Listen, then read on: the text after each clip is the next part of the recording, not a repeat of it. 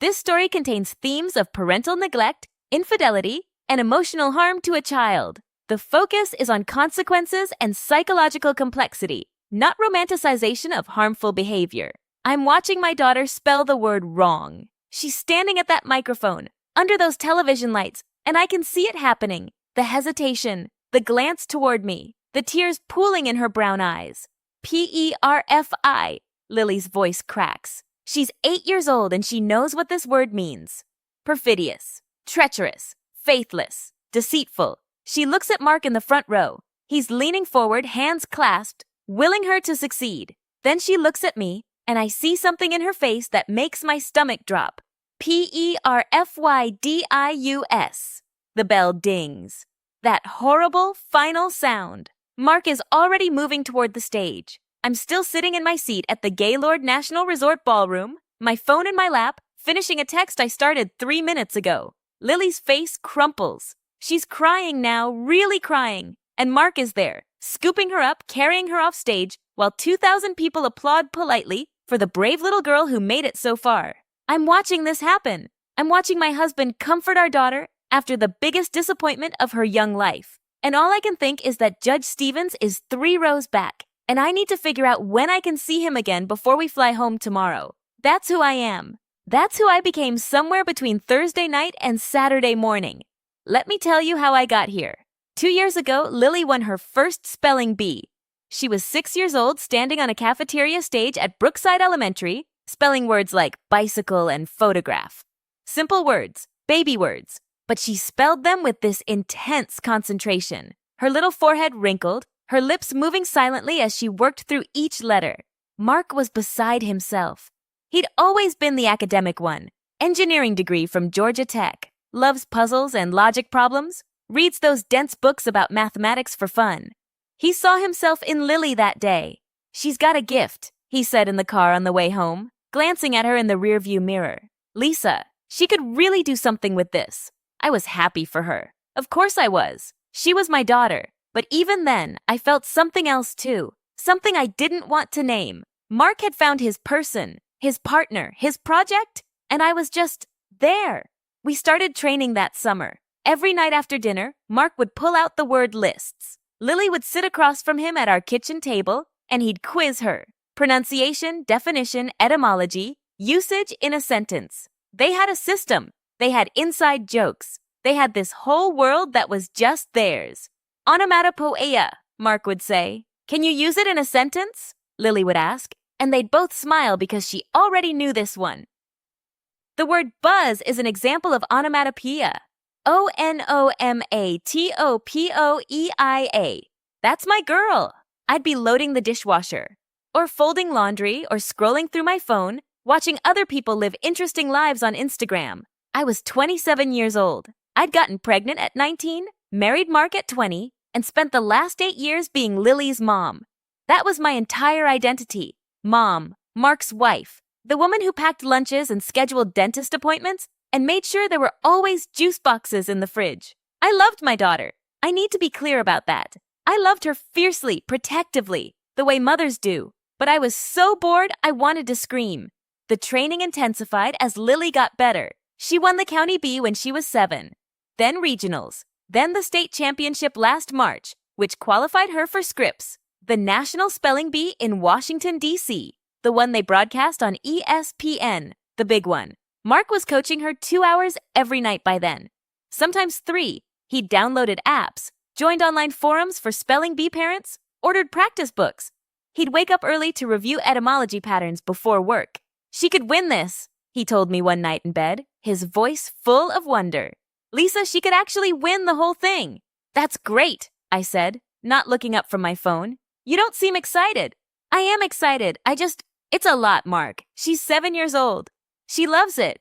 You've seen how happy she is when she gets a hard word right. He wasn't wrong. Lily did love it. She loved the challenge, loved making her daddy proud, loved the way Mark's whole face lit up when she succeeded. I was the one who didn't love it. I was the one sitting on the sidelines of my own family, watching them build something beautiful without me. I met Judge Stevens at the regional championship last October. He was one of the competition officials. Tall, silver at the temples, expensive watch.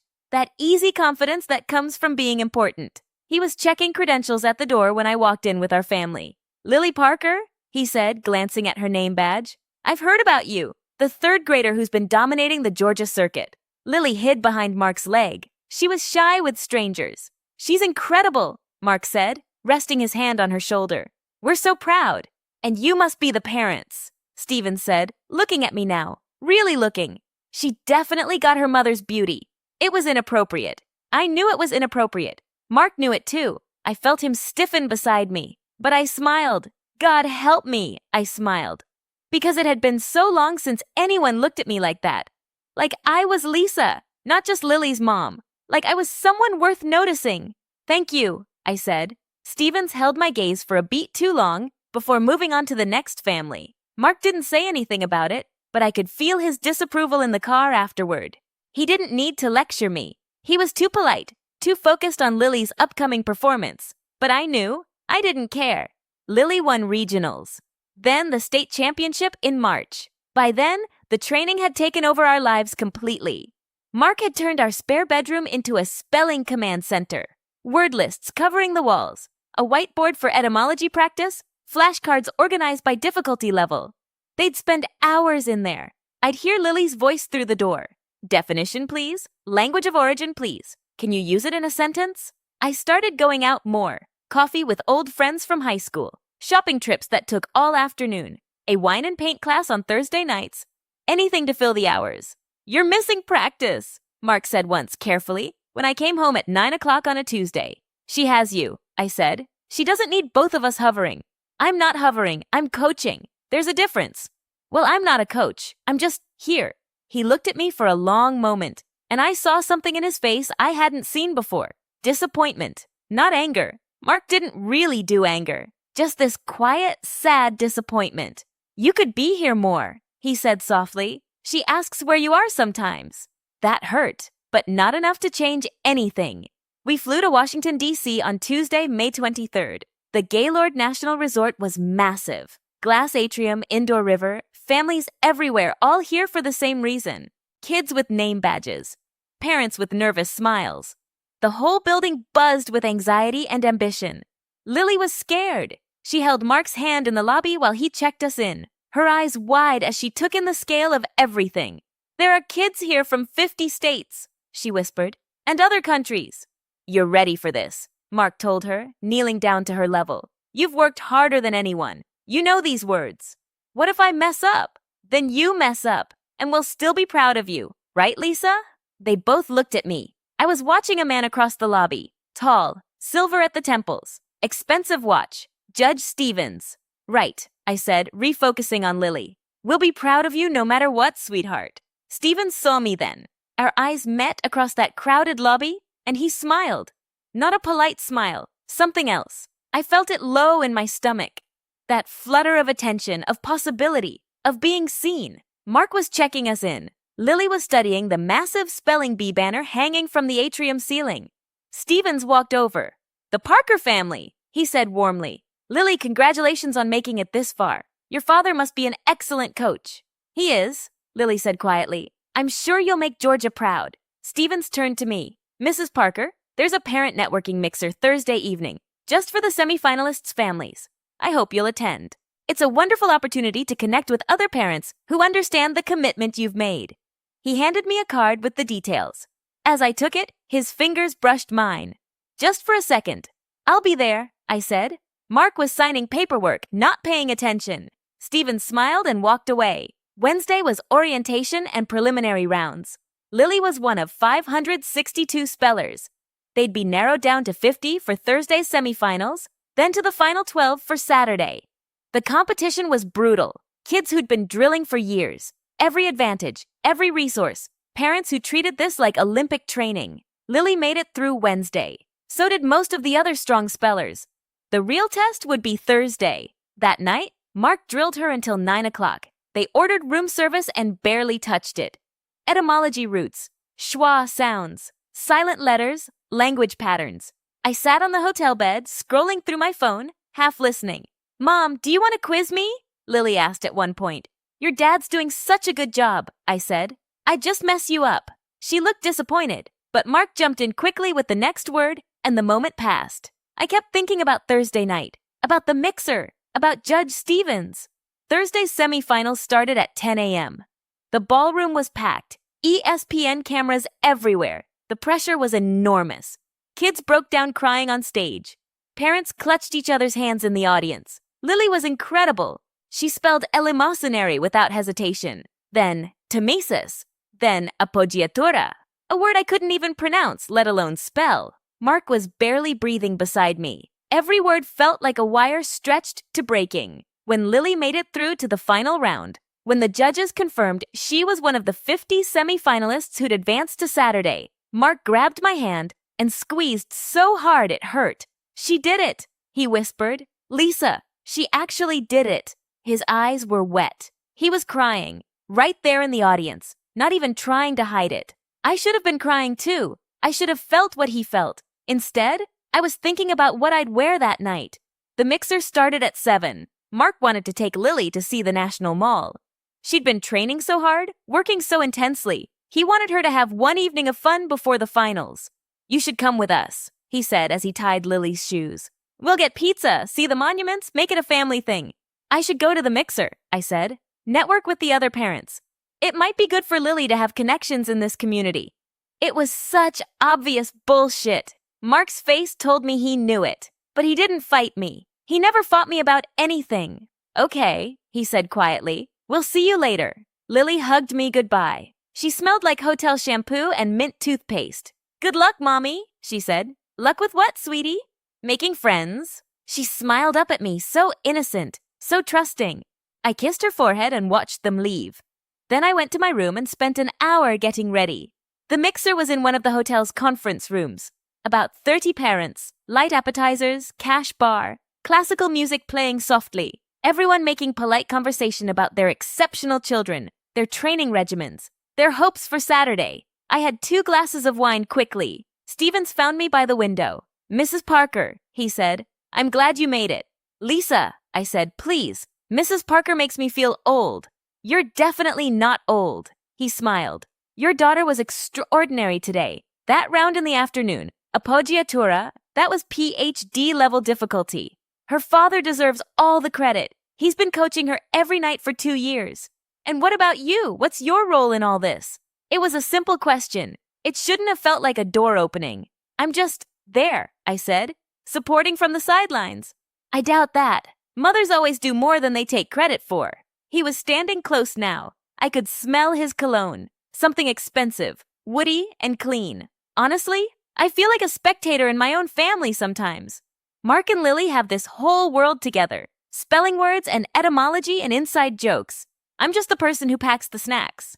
That must be lonely. The way he said it. The way he looked at me when he said it. I knew where this was going. I knew, and I didn't step back. "It is lonely," I said quietly. We talked for an hour. About nothing important. About everything important. He told me about his job, his divorce 3 years ago, his condo in Arlington. I told him about giving up my college plans when I got pregnant, about the life I'd imagined versus the life I was living. He listened, really listened. Made me feel like what I was saying mattered. At 9 o'clock, the mixer was winding down. People were leaving, heading back to their rooms, or to check on their children. Stevens touched my elbow lightly. "I have a bottle of wine in my room," he said. "If you want to keep talking." My phone buzzed. "Mark, Lily's exhausted. Going to bed early. Want to read to her?" Asterisk, I looked at that text. At my husband asking me to participate in our daughter's bedtime routine. Our daughter who'd just accomplished something incredible. I typed back, "Still at the mixer, you go ahead." Then I turned to Stevens. "I'd like that," I said. His room was on the 8th floor, bigger than ours. King bed, view of the Potomac. He poured wine into plastic cups from the bathroom. "Not exactly crystal," he said, handing me one. "It's perfect." We sat on the small couch by the window, talked more. The conversation got more intimate, more honest, more dangerous. He told me I was beautiful, that I seemed too vibrant, too alive, to be playing second fiddle in my own family story. I told him I felt invisible, that I'd lost myself somewhere between diapers and spelling bees.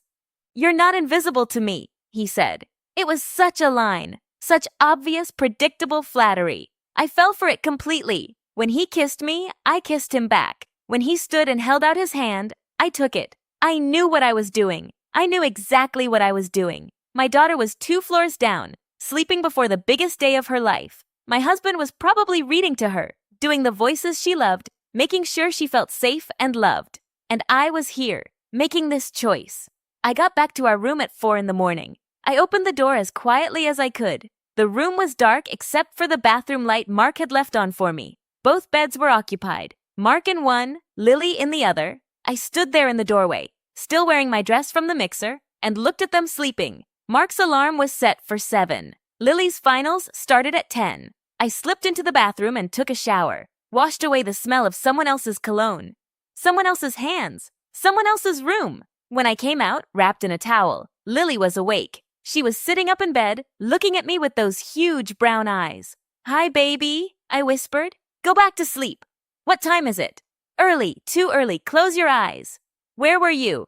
"At the mixer, it went late." She nodded slowly. She was 8 years old, but she wasn't stupid. "Mommy, are you and Daddy fighting?" The question hit me like a fist. "No, sweetheart. Why would you think that?" "Daddy seemed sad when you didn't come read to me." "I'm sorry I missed bedtime. I'll make it up to you." "It's okay." She lay back down, pulling her blanket up to her chin. "I'm scared about today." I sat on the edge of her bed, brushed her hair back from her forehead. "You're going to be amazing. You're the smartest girl in the whole world. What if I mess up?" "Then you mess up, and we'll still love you exactly the same." She closed her eyes. "Okay."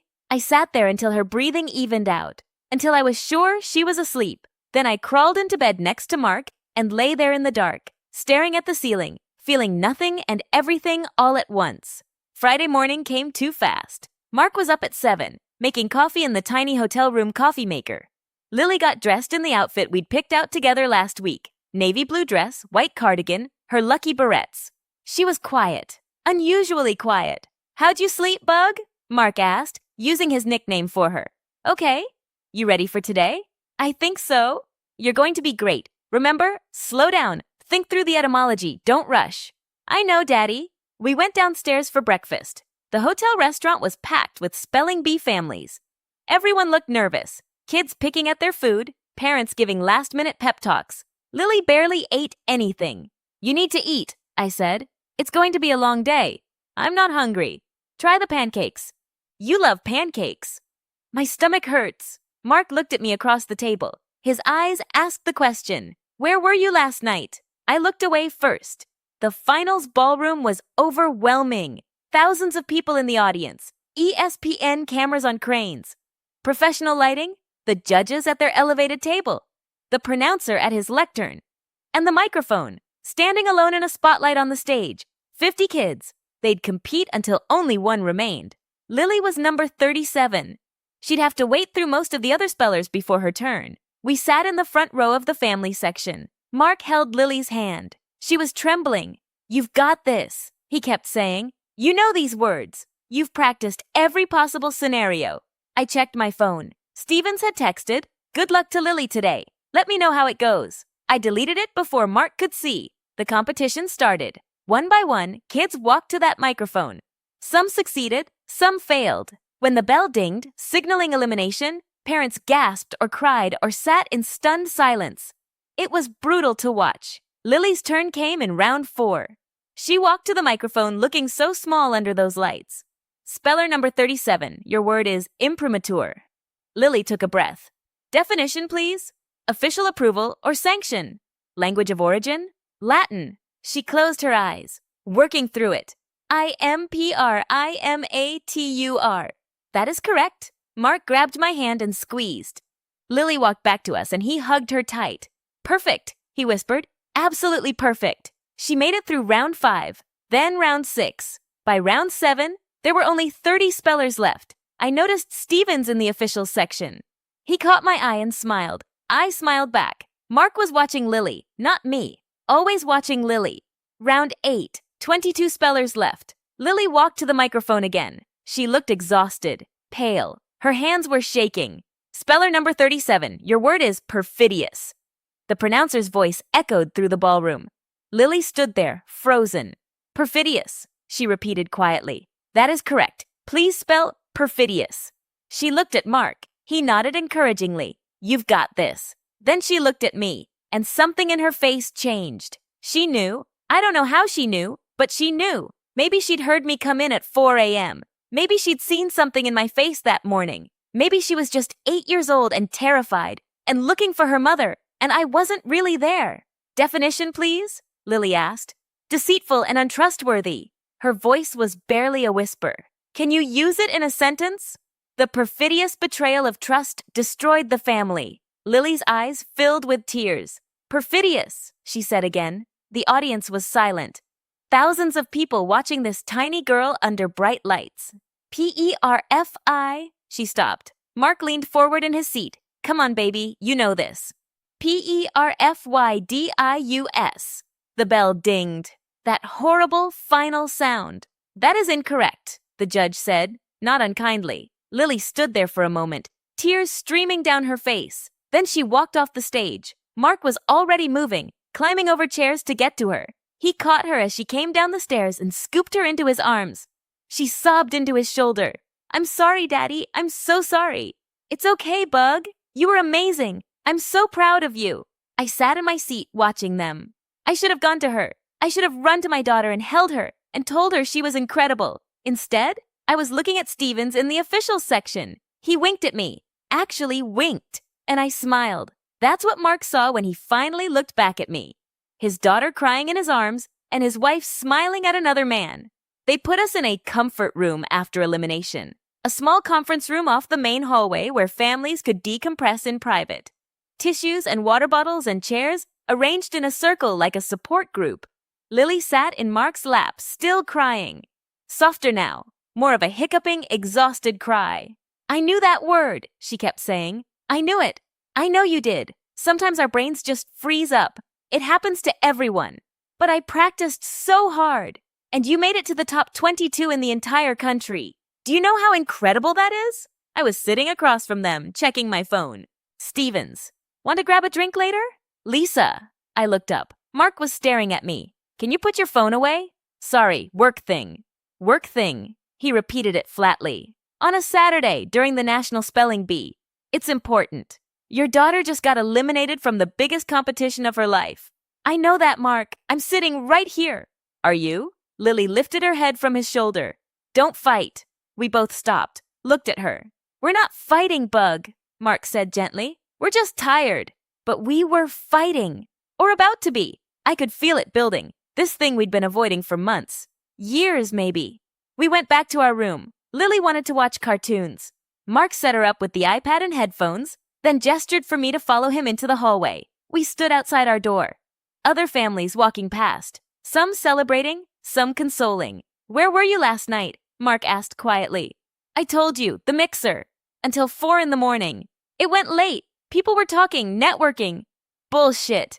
I'd never heard him swear. Not once in 10 years of marriage. Mark, I'm not stupid, Lisa. I see the way you've been checking your phone all morning. The way you smiled at that judge in the officials section. My stomach dropped. I don't know what you're talking about. Judge Stevens, the one who's been eye-fucking you since Tuesday. That's not, he's just friendly. Did you sleep with him? The question hung there between us. I could have lied. I should have lied. Instead, I said nothing, and my silence was answer enough. Mark stepped back like I'd hit him. Jesus Christ. It didn't mean anything. Our daughter was sleeping 2 floors down. I know. She had the biggest day of her life this morning. I know. And you were fucking some random judge at her spelling bee. People were staring. A family stopped pretending not to listen and just openly gawked at us. I pulled Mark further down the hallway. Can we not do this here? Where should we do it? Back in the room with Lily in the lobby? Maybe in Stevens' room since you're apparently comfortable there. Mark, please. How long? What? How long have you been cheating on me? Is this the first time? The 10th? Do you have someone back home too? No, God, no. It was just last night. Just him, I swear. Oh, well, as long as it was just one time. His voice was sharp with sarcasm. As long as it was just one random man at our daughter's competition. I'm sorry. Are you?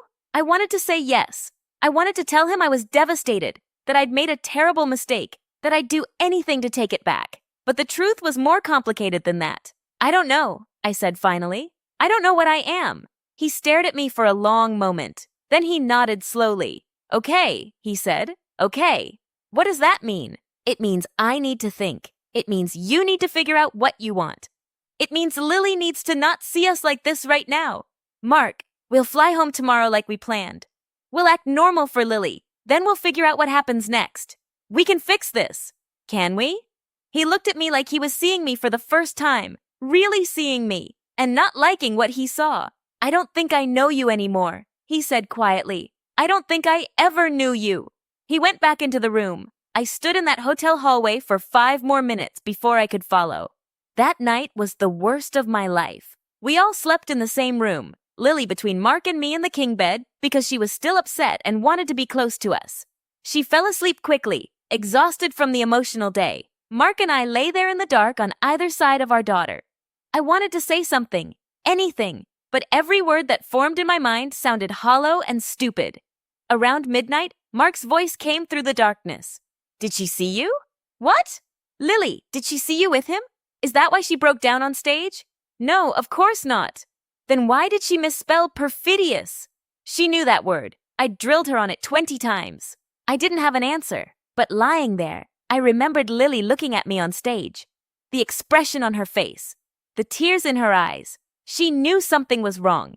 Maybe not the details, but she knew. She was just nervous, I said. She was perfect until she looked at you. That cut deeper than anything else he'd said. What are you saying? I'm saying our daughter needed her mother today. And you weren't there. You haven't been there for months.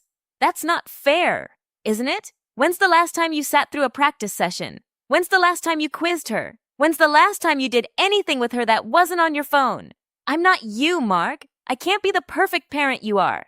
I'm not perfect. I'm just present. Lily stirred between us. We both went silent, waiting for her to settle. When she was still again, Mark whispered, I've been carrying this family alone for 2 years. You checked out so long ago, I barely noticed when you left completely. I didn't leave. Yes, you did. You left us a long time ago. I just didn't want to see it. I had no response to that, because he was right.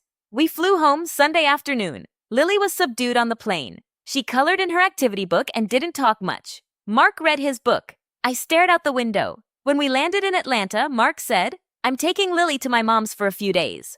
What? Why? Because I need time to think and you need time to figure out what you want. Mark, we should talk about this.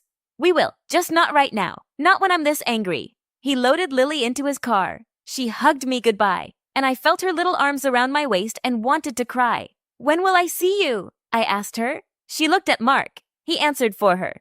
Soon, Bug. You'll see Mommy soon. I watched them drive away. Then I went home to our empty house and sat in the silence. My phone buzzed. Stevens, made it home okay? I stared at that message for a long time. Then I blocked his number.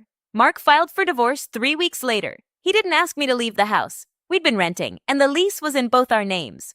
Instead, he and Lily moved in with his mother across town. The divorce papers cited irreconcilable differences. His lawyer didn't mention infidelity specifically, but everyone knew. Our friends knew. Our families knew. Lily knew. She was quiet when I saw her for our first custody visit. We went to lunch at her favorite restaurant, but she barely touched her food. Are you and Daddy getting back together? She asked finally. I don't think so, sweetie. Is it because of me? Because I lost? No! I reached across the table and grabbed her hand. Lily, no. This has nothing to do with you. You were amazing at that bee. We were so proud of you. Then why? How do you tell your 8-year-old daughter that you destroyed your marriage because you were bored? Because you felt invisible? Because some man at a hotel told you that you were beautiful? Mommy made some mistakes, I said carefully. And sometimes mistakes have consequences. Like when I misspelled perfidious? Kind of like that. She pulled her hand back. I knew how to spell it. I couldn't. What do you mean? She looked down at her plate. I saw you smiling at that man during the competition. You weren't watching me. You were watching him. My heart stopped. And that morning when you came home really late, you smelled different, like someone else. Lily, I know what happened, Mom. I'm not stupid. She was 8 years old. 8. And she'd figured it out. I'm so sorry, I whispered. I spelled it wrong on purpose, she said quietly. The word perfidious. I knew it was Perfidious, but I spelled it wrong because that's what you were.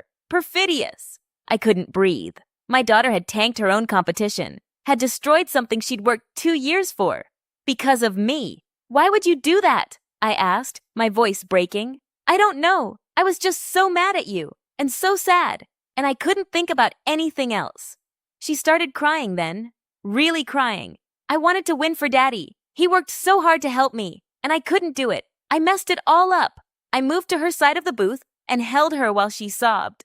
And I realized what I'd done. I hadn't just betrayed Mark. I hadn't just destroyed my marriage. I'd stolen my daughter's moment, her achievement, her joy. For what? For one night with a man who never texted me again after I blocked him? For a few hours of feeling noticed? The custody arrangement was brutal. Mark got primary custody. I got every other weekend and 1 weeknight dinner. His lawyer argued that I'd demonstrated poor judgment and lack of commitment to Lily's well-being. They didn't have to prove much. I didn't contest it. Because Mark was right. He was the better parent. He always had been. My friends, the few who still talked to me, tried to be supportive.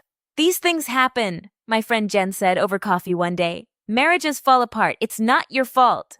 But it was my fault. Completely, entirely my fault. I'd made a choice. A series of choices, really. To stop participating in my family. To check out emotionally. To let resentment build instead of addressing it. To go to that hotel room. No one made me do any of it. Mark started dating someone new 6 months later. I found out through Facebook.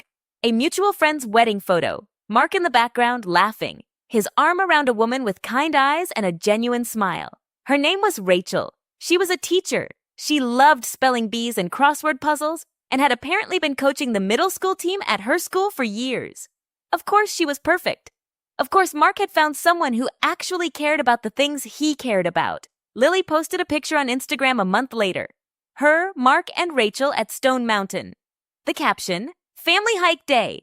I stared at that photo for an hour. My daughter, calling another woman family. It shouldn't have surprised me. Rachel was there. I wasn't. Rachel showed up to practice sessions and quiz nights, and every small, boring, beautiful moment that made up Lily's life.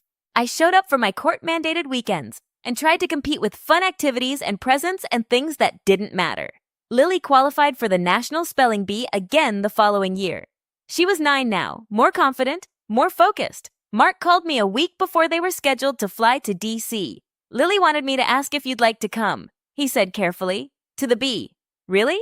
She said it would mean a lot to her, to have both her parents there. My heart leaped. I'd love to, thank you. I'm not doing this for you, Lisa. I'm doing it for her. You'll need to book your own hotel room. Rachel's coming too, so there won't be space in ours. That's fine, I understand. And Lisa? Don't screw this up. This is her moment, not yours. I know. I'm serious. If you do anything, to take away from her experience, I'll make sure it's the last time you're invited to one of her events. I won't, I promise. He hung up without saying goodbye. I flew to D.C. the day before the semifinals. Stayed in a different hotel. Attended the competition as a spectator, sitting in the general audience section, not with the family. Lily was extraordinary. She'd grown so much in a year. Poised, confident. When she walked to that microphone, she owned it. She made it through the semifinals. Then, the finals. It came down to her and one other speller, a 12-year-old boy from California who'd been competing for 5 years. Back and forth they went. Round after round, word after impossible word. The ESPN commentators were losing their minds. This is one of the longest final rounds in Scripps history. Mark was in the front row with Rachel, both of them clutching each other's hands. Lily would glance at them between words, drawing strength from their presence. She never looked for me. Finally, after 19 rounds, the boy from California missed Scherenschnitte. Lily stepped to the microphone for her championship word, koinonia. Definition, please? Her voice was steady. Christian fellowship or communion? Language of origin? Greek. She closed her eyes. I could see her working through it, using everything Mark had taught her. Koinonia, Koinonia. The pause before the judge spoke felt like an eternity. That is, correct, we have a champion. The audience erupted. Confetti cannons fired. Music played. Mark rushed the stage, Rachel right behind him. They reached Lily together, and she collapsed into Mark's arms, crying and laughing at the same time. Rachel hugged them both. This instant family, celebrating together. I stood in my section of the audience, clapping with everyone else, tears streaming down my face. My daughter had just won the National Spelling Bee, and I'd watched it happen from 100 yards away. There was a celebration dinner that night at a steakhouse in Georgetown. Mark's family, Rachel's family, Lily's coaches and teachers. I wasn't invited. I ate room service in my hotel room and watched the replay on ESPN. The commentators talked about Lily's journey, the redemption story, how she'd fallen apart the previous year but came back stronger, how her father had never given up on her, how her stepmother-to-be had helped with pronunciation practice. They didn't mention me at all. I flew home the next morning, back to my apartment. I'd moved out of the house Mark and I had rented, downsized to a one-bedroom because I only had Lily every other weekend, and she was getting old enough to want sleepovers with friends instead. Back to my job at the dental office, answering phones and filing insurance claims. Back to my quiet, small life. I joined a book club, started therapy, tried dating once or twice, but nothing stuck. How do you explain to someone why your ex-husband has primary custody? How do you admit what you did without seeing the judgment in their eyes? Most nights, I came home from work, made dinner for one, and scrolled through social media, watching my daughter's life unfold in small squares on my phone. Lily at her violin recital, Lily at her soccer game, Lily and Rachel baking cookies, Lily, Mark, and Rachel at the beach for vacation. A life I could have been part of. A life I chose to leave. Mark married Rachel when Lily was 10. Small ceremony, just family and close friends. I wasn't there, obviously, but Lily called me that evening. Hi, Mom. Hi, sweetie. How was the wedding? It was really nice. Rachel's dress was so pretty, and Daddy cried during the vows. That sounds beautiful. Are you sad about them getting married? The question surprised me. Why would I be sad? Because Daddy's your ex-husband, and now he's married to someone else. I thought about how to answer that honestly. I'm not sad, I said finally. Your dad deserves to be happy, and Rachel seems like a really good person. She is. She's really nice to me. Then I'm glad he married her. Do you think you'll get married again? I don't know, Lily. Maybe someday. I hope you do. I don't like thinking about you being alone. My throat tightened. I'm okay, honey. I promise. We talked for a few more minutes before she had to go. Something about cutting the cake. After she hung up, I sat in my apartment and let myself cry. Not because Mark had moved on. I'd lost the right to be heard about that. But because my daughter felt sorry for me. Because I'd become the parent she worried about instead of the parent she relied on.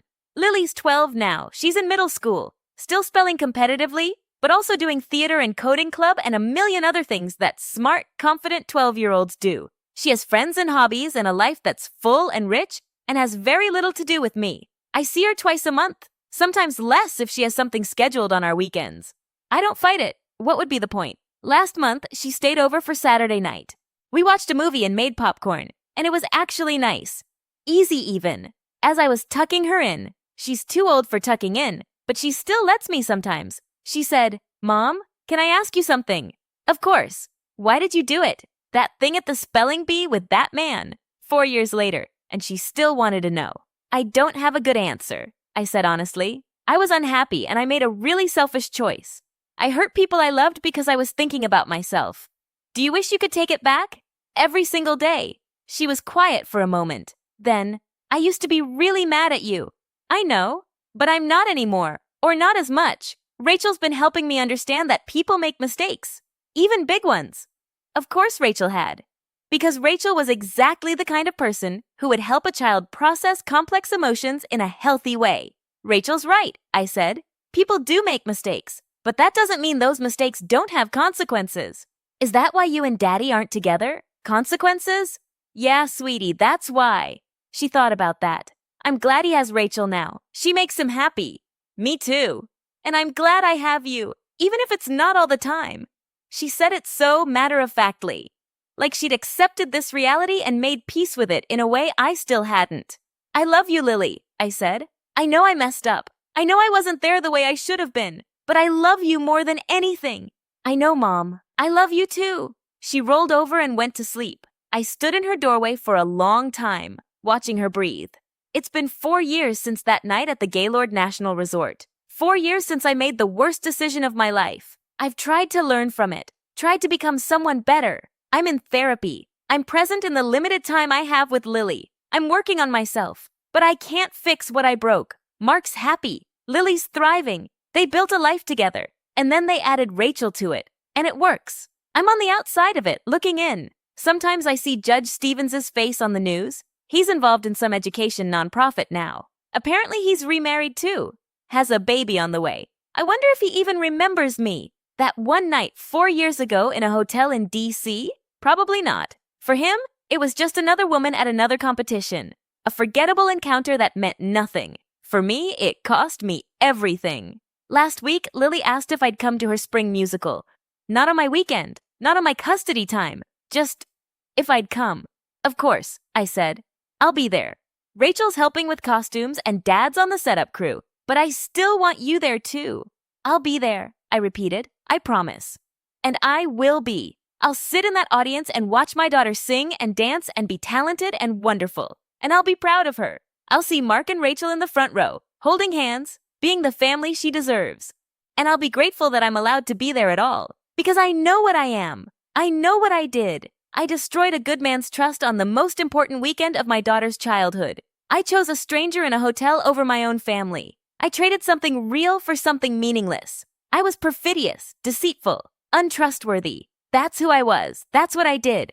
I live with that knowledge every single day. When I wake up in my too quiet apartment. When I scroll through pictures of a life I'm no longer part of. When I see my daughter twice a month. And it has to be enough because I don't deserve more. There's no redemption arc. No inspiring lesson learned. No moment where everything gets better. Just the weight of my choices. And the life I have to live because of them. I'm alone. Mark's happy. Lily's thriving without me the way I always feared she would. And I did this. All of it. That's who I am. I have to live with that now. Character count. Approximately 39,800.